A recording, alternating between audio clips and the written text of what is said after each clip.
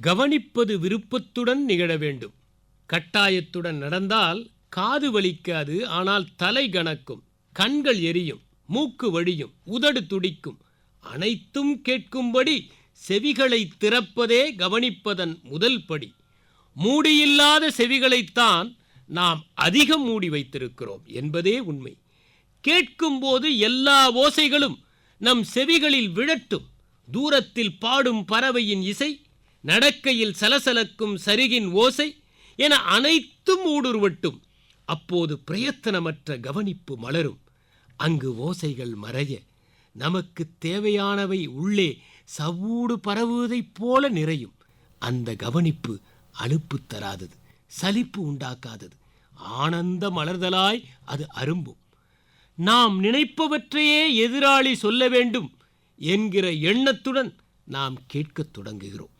நமக்கு சம்மதமில்லாதவற்றை அவர்கள் கூறும்போது நாம் சண்டையிடத் தொடங்குகிறோம். நம் சக்தியை முரண்படுவதிலும் முரண்டு பிடிப்பதிலும் வீணடித்து விடுகிறோம். உண்மையான கவனிப்பு நிகழ என்ன கேட்கிறோம் என்பதை காட்டிலும் எதற்காக கவனிக்கிறோம் என்பதே முக்கியமான துருப்புச் சீட்டு. எதற்காக என்பது இல்லாத போது கவனிப்பது தவமாக மாறும்.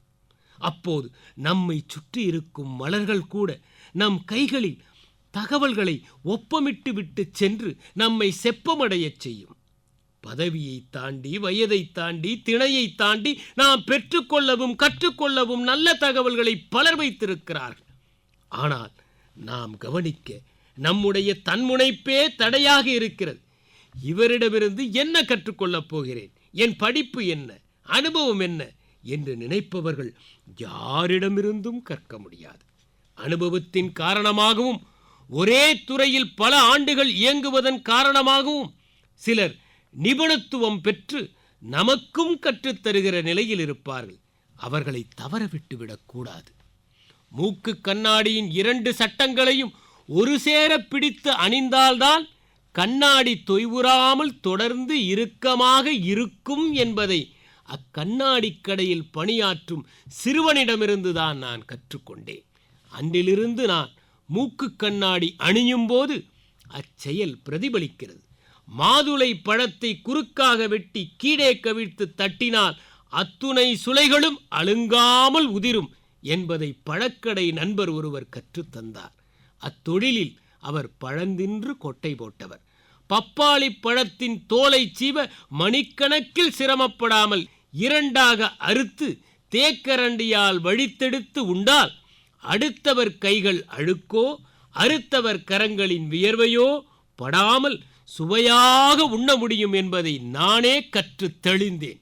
காயம் பட்டால் கிணற்று பூண்டை கசக்கி வைத்தால் வடு தெரியாமல் வழி சரியாகும் என்பதை சின்ன வயதில் என்னோடு விளையாடிய மாடு மேய்க்கும் சிறுவன் சொல்லித் தந்தான். வெட்டுக்காயங்களுக்கு சுண்ணாம்பு சிறந்த கிருமிநாசினி என்பதை பண்ணையில் வேலை செய்கிறவர்களிடம் கற்றுக்கொண்டேன்.